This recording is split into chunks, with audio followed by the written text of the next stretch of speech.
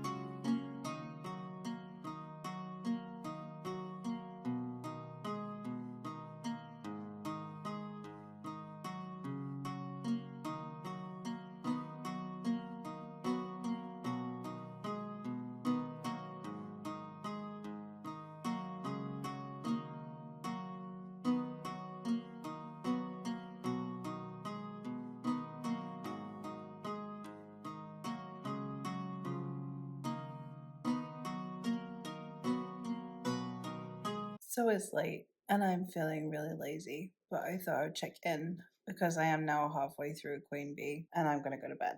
But so this is actually told in two timelines, which I didn't know. I knew that we were following the aftermath of Anne Boleyn's death. I didn't know that we were going to be getting mostly Grace's perspective, but also other perspectives as well. So there was a lot that I kind of didn't fully know when coming into this. So yes, we are following the two timelines. It starts out with the execution of Anne Boleyn, and then we go back 10 years and we see this kind of coven forming, which was pretty cool. Is how Grace, who is at this point the newest member of the coven, joins the coven. And then we are also following more perspectives in the present timeline, especially that of Cecilia, who is potentially the one who betrayed Anne. We're unsure. And that's like very early on in the book. I am really liking it. I'm liking the way that Anne is portrayed.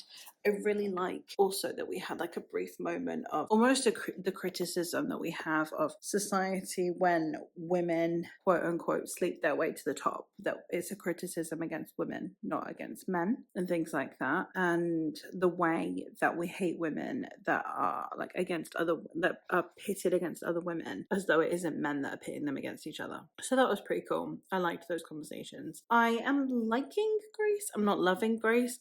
I don't feel like she has a huge amount of personality, aside from that she's angry that her queen is dead. And then in the past timelines, her full personality is New Girl. So I'm not really feeling Grace, but I am really feeling Anne and like a lot of the supporting cast. So I don't know if Grace's purpose is almost to be a self-insert instead. Yeah, I'm not feeling too strongly about her. I also found out that this is illustrated. I did not know that this had illustrations, but it has very nice illustrations. So far, pretty damn good. I am, as I said, I'm enjoying it. I'm liking the writing style. I'm definitely curious to continue. It is very late though, so I'm definitely going to go to sleep, and I'll read the other half hopefully in the morning. But yeah, it could be worse. Anyway, so I hopefully will be able to check back in tomorrow morning with my final thoughts on it, and then I will hopefully be able to get to this series as soon as the third one comes out in paperback. So good news all round for my first experience of reading Juno Dawson.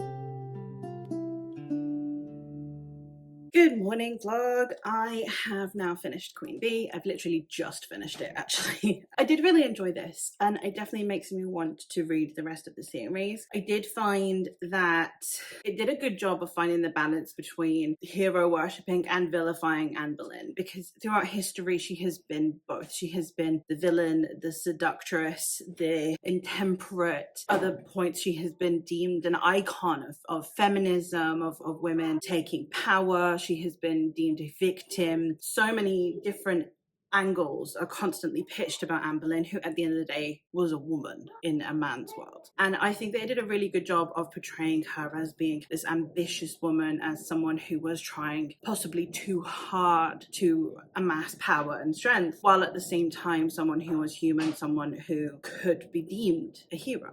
And I really appreciated that. I liked the witchy elements. I think they were done really well. The way that the coven worked as well, of different witches having different types of abilities, and the way that that works well within a coven. And then also just the general message that you get with witchy fiction, which is they didn't ban all of us, we're still here, I guess. And obviously then this one kind of ends with it being how I think the Her Majesty's Royal Coven is to continue through Elizabeth. And obviously I haven't read the actual main series, so I don't know if that is mentioned at all throughout the main series. I will see, but this is the foundation of it was pretty cool, and it being Anne Boleyn was very cool. It is also Sapphic, which I did enjoy, and there's a lot of emphasis on the friendships and the romances between these women, and I don't know, I think that it was well executed. I don't have huge thoughts because it's not a huge book, but I'm really glad that I read it, and I'm very excited to continue the series. So that is all for at least my thoughts on this vlog. I assume that there will be copious amounts of b-roll, but yeah, I will hopefully catch you in the next vlog, which will be my Shakespeare vlog, because I'm going to be in Warwickshire, which is Shakespeare country. So thank you ever so much for watching, and I'll hopefully catch you in another one soon. Bye.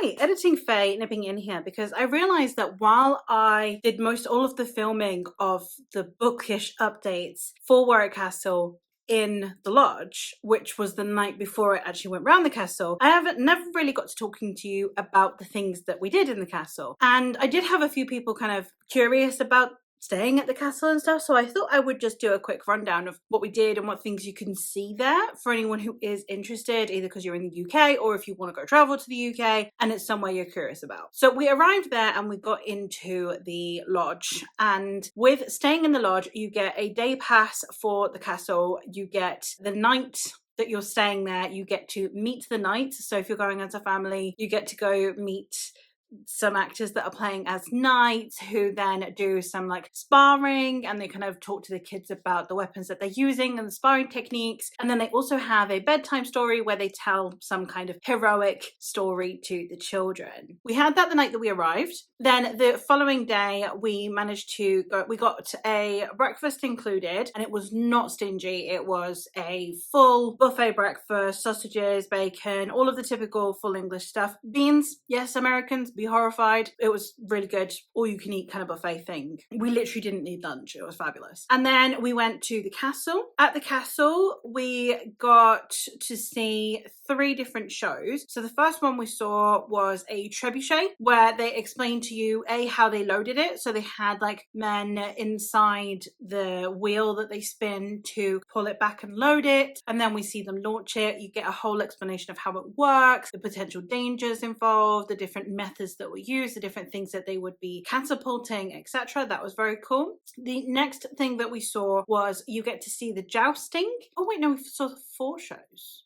4 shows, sorry. So yeah, the second one we saw was the jousting, in which you get to go watch, and they do like some just typical jousting things, you know, running at each other with the big pole things. But they also, through the jousting, do a whole reenactment, like brief reenactment of the War of the Roses. They explain it all. You get actors coming on and you get them fighting, or who's siding with who, and you know which side wins each of the battles. It was very, very cool, really well executed, absolutely loved it. Then after that, the next one that we watched was a bird show, and it was supposedly about the man who initially brought a load of different species of birds from the UK, like birds of prey, to Warwick Castle, and how he went from being like a nobody to being like the master falconer of Warwick Castle. How true it is, I don't know, but it was very entertaining. Saw loads of birds, a shit ton of different birds, and the first time I've ever seen it in a bird show, they actually flew at the end all of the different species of birds together. Normally you just let out like one species at a time. They let them all fly around, so you've got loads of birds of prey flying over your head, which was very, very cool. And then the last show that we saw was we got to watch the archery. So we saw one of the reenactors who was explaining the different skills needed for archery. He even explained how different people would get arrows out of themselves, you know, so that they wouldn't die, because obviously you pull an arrow out, the whole idea is it's supposed to lodge in you and kill you. So how that would work, how like fast the volleys were in the likes of, for example, the 100 Years' War, in Agincourt, etc. There was like loads of just like chatty bits there where they were just giving you loads of information on the things that they know about. So that was really cool. You also have a horrible histories maze. If you are English, you will know horrible histories, especially if you're as old as I am. It was a show on the TV and a series of books by Terry Derry, which are literally just a fun way of telling history. And it was really cool because you just follow around and you get stamps for the kids, and you get to go to different parts of this maze with different historical like little bits that the kids can climb in or look at and stuff, which was also really cool. There's also a Zog show for smaller children. I didn't go to that. I stayed with the older ones. My husband took the 2 little ones to go see the Zog show because the older ones just didn't want to go. So Zog is a story by Julia Donaldson. For those of you who don't know, Julia Donaldson is a very popular picture book storyteller in the UK. Zog is about a dragon. There's a reenactment of Zog there as well. Very cool. So very kid friendly, something for literally every single age group you can think of. And the only thing that I could say is that it's not the most disabled friendly, because it does take a while to get to bathrooms. And obviously also there are like winding staircases that are very narrow and things. One of the towers that we went into as well is that you can go up a tower and it shows you like a time lapse of Warwick Castle from its creation back when it was a Motte and Bailey all the way through to today. You also get to go through the castle and you have wax figures. As I mentioned in the vlog, you have wax figures of Henry VIII and his wives. You also have wax figures of different historical figures who have gone to the castle at different time periods, including up to 20th century royal family members. And yeah, you get to see rooms. They're all set out. They've got historical artifacts throughout them, so it's kind of like a museum as well. Very, very cool. I would highly recommend, if it's something you've been considering, I would highly recommend checking it out. So that's it for the touristy part. I really did enjoy it. It was great for children. Another cool additional side thing that I just thought was really noteworthy is, and if you go, I'd recommend doing this, is if you get one of their cups from Warwick Castle, you get unlimited refills of any drink, like any soft drinks that you want. So it's the price of 2 drinks, but it's worth it. And like, we as a family, we just shared one. So we took 1 cup, unlimited refills, we just all would share it. So it is definitely worth your while if that's something you're considering as well. If you're considering going, get a cup. I know it sounds ridiculous, but get one, because the drinks are expensive otherwise. So yeah, fantastic time. I hope that you enjoyed the vlog. Sorry for this random insert as I sound like a tourist guide, but it was so much fun and I did have some people ask, so I thought I'd mention all the stuff that goes on there. But yeah, back to B-roll. Bye!